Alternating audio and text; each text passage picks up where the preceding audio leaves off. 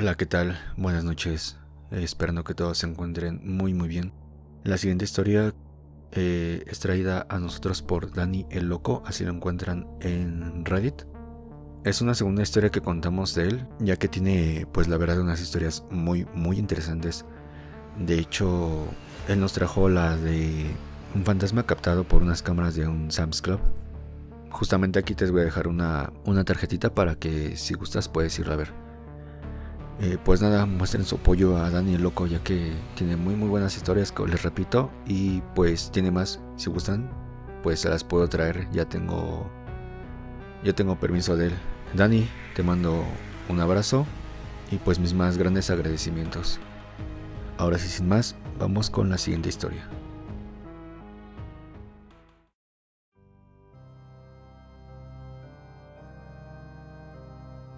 Cuando tenía 13 años, ingresé a un grupo juvenil de la iglesia en mi colonia.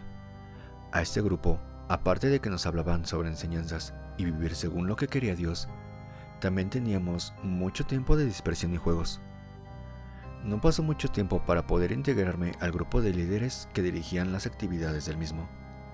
Había gente muy talentosa, unos muy buenos para dar los temas y hablar fuerte frente a todos. Yo era muy bueno poniendo los juegos para todos, y aunque no era tan bueno hablando, me empezaron a dejar cada vez más responsabilidades. Entonces, a los 15 años, me dejaron a cargo del retiro de las quinceañeras.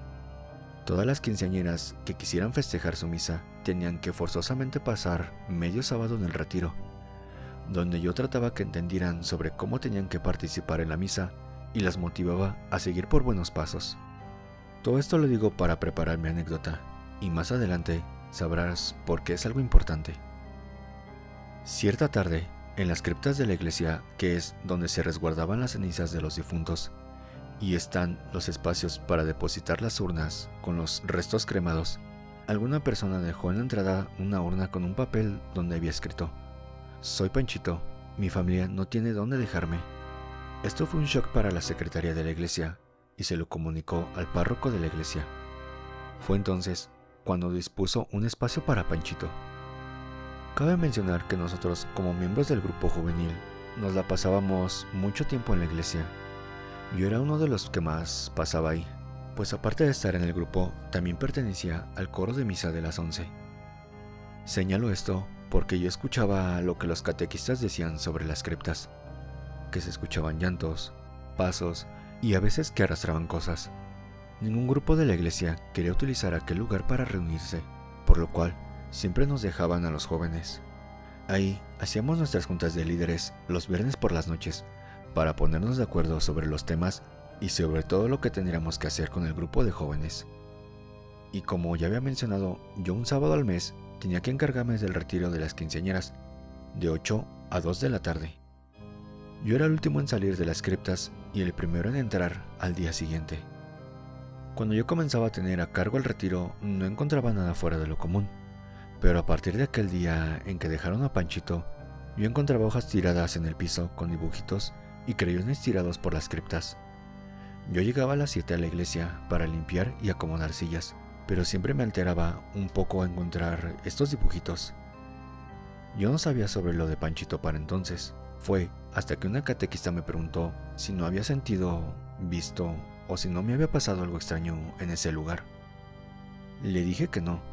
Ella me platicó que ya las habían asustado con ruidos y risas, que cómo era posible que yo aguantara todo esto. Lejos de asustarme, fui con el padre para preguntarle si era cierto lo de Panchito. Me dijo que sí, que él ya se encontraba resguardado en aquel lugar especial para él. Y desde ese entonces, todos los viernes antes de los retiros le decía: "Panchito, aquí te dejo colores y hojas. También te voy a dejar una pelota para que juegues con ella, pero no hagas mucho cochinero. Mañana regreso temprano". Y me retiraba, para al día siguiente ver que me dejaba sus dibujitos y la pelota en el lugar distinto al que yo la había dejado. Así pasó por cerca de 5 años, hasta que me dejé de hacer cargo de las quinceañeras. Seré honesto contigo, el estar ahí con él no me daba miedo. Sin embargo, cuando estaba fuera de ahí y pasaba fuera de las criptas, sí me daba miedo escuchar su llanto. Nunca lo vi, y tal vez era su regalo hacia mí por dejarlo jugar con mis cosas. Muchas gracias por escuchar.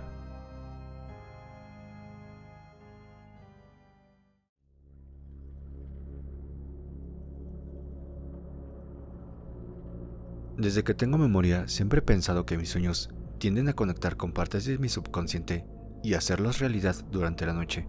Pero existen otras veces en las que no entiendo por qué mi cabeza tiende a tener pensamientos tan retorcidos.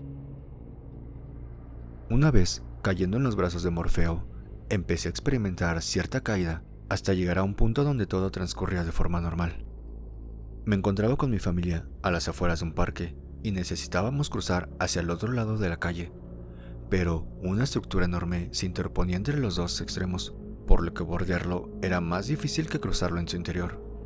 Mi familia y yo decidimos cruzarlo, pero para mi sorpresa, aquella edificación gris, de aspecto robusto y llena de baldosines blancos en su interior, era un panteón enorme en donde los corredores se extendían hasta donde la vista llegase. Todo atestado de nichos. El lugar medía alrededor de 30 metros de altura, y si observabas bien, veías que en el techo había tumbas y más tumbas. En el centro habían estatuas de hombres de extrañas posiciones, y más adelante un carro que nos disponía a cruzar aquel lúgubre lugar. Recuerdo que mi madre se sentó en la silla de adelante con mi hermana, mientras yo me coloqué en la parte de atrás. Al ingresar en las entrañas de ese lugar, empezamos a pasar por lugares oscuros. Eran como bibliotecas, pero en vez de libro, estaban llenas de osamentas. El lugar se hacía más denso, y al fondo podías ver cómo personas con antorchas buscaban las tumbas de sus seres queridos para dejarles flores. El agua a veces se filtraba y se podía escuchar los pasos de la gente pidiendo ayuda, porque llevaban días sin encontrar a sus seres queridos dentro de ese mar de nichos. De repente el lugar se llenó de un silencio ensordecedor, y empecé a escuchar voces de niños jugando. El chapoteo de miles de piececitos intentando agarrarse del auto, y de repente unas manos empezaron a tocarme la cara. Me decían nombres, pero no podía diferenciar nada. Empecé a gritar y los niños solo me callaban y se reían de mí. Al llegar al final de la puerta para salir de ahí, los toques empezaron a ser menos intensos, pero el lugar emanaba cierta malignidad, y al momento de despertar, un niño se me acercó de entre la oscuridad. Tomó mi mano y me dijo: «Entrégale esto a tu tía». Desperté helado, y a pesar de esto, estaba sudando. Un poco desorientado, logré sentir un objeto en mi mano. La miré. Tenía un pendiente con las iniciales MDC. Mi piel se erizó. Respiré hondo y como un flash llegaron unas palabras a mi cabeza: «Entrégale esto a tu tía». La llamé y le comenté lo sucedido. Ella me dijo: «En Semana Santa enterré a mi hija María del Carmen con unos aretes, y cuando la saqué no encontré ninguno. Si tú tienes uno en la mano, ¿quién tiene el otro?». De la puerta del cuarto se escuchó una voz que dijo: «El otro lo tengo yo».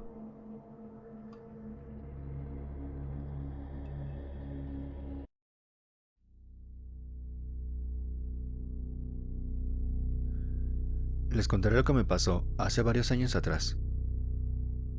Un tiempo vivimos en el DF, hoy CDMX. Sin embargo, un día decidimos regresar al pueblo de donde éramos. Soy del estado de Guerrero. Llegamos a una casa que nos prestaron para vivir. Cabe mencionar que esa casa la rentaban para lo que sea. De hecho, llegó a ser tienda de abarrotes, cantina y hasta funeraria. La primera noche que nos quedamos a dormir en esa casa se sentía una vibra pesada. Sentías que te observaban desde los rincones más oscuros de la casa. Pasaron los días y cierta ocasión mandé a mi hijo a traer algo de la recámara. Cabe mencionar que era la única que tenía la casa. No tardó ni 10 segundos cuando salió asustado. Me dijo que en la esquina de la cama estaba una señora vestida de blanco y le decía: «Niño, ven, ven». Pero fui a revisar, quería quitarme la duda porque no era posible que una señora estuviera en la habitación. Obviamente no había nadie. Sentí un escalofrío horrible y mucho miedo. Lo único que pude hacer fue rezar un poco. Le conté a una de mis cuñadas y ella me dijo: «Esa señora que tú ves fue la dueña de la casa. Ella falleció en ese cuarto». Y después me dijo algo que no me lo esperaba: «Habla con ella como si aún estuviera viva. Dile que no quieres faltarle al respeto y que vas a cuidar su casa. Dile que mejor cuide de ti y tu familia, y tú le vas a dar alegría y felicidad a la casa. Al principio sonó algo absurdo, pero después de pensarlo un poco, lo hice al final. Me urgía una solución. Le puse un vaso con agua bendita y una veladora. Rocié toda la casa y desde entonces hasta ahora todo se calmó. Varias personas me habían comentado que esa casa está embrujada, pero gracias a Dios no nos hizo daño. En la actualidad es una pizzería y todo funciona muy bien. Espero les guste mi historia. Y pues sí, espero que les haya gustado esta historia como menciona. La verdad es que es muy interesante, ya que muchas veces le tenemos como miedo a los fantasmas. A lo mejor en su mayoría son como las de esta persona fallecida que solamente quería que alguien cuidara su casa porque, pues no sé, a lo mejor la dejó intestada o se le estaban peleando, no sé, familiares. Yo creo que eso es lo que necesitaba este espíritu para trascender, porque pues recordamos que desde que le dejó la veladora e hizo oraciones ya jamás volvió a suceder nada. Yo creo que si alguien tiene como este tipo de problemas, de asuntos, yo creo que por aquí debería empezar, ¿no? Tratar de pues comunicarse con el espíritu, de decirle, oye, mira, yo no vengo a hacerte daño, estoy aquí con mucho respeto y pues a ver qué pasa. La verdad es que es una historia muy, muy interesante.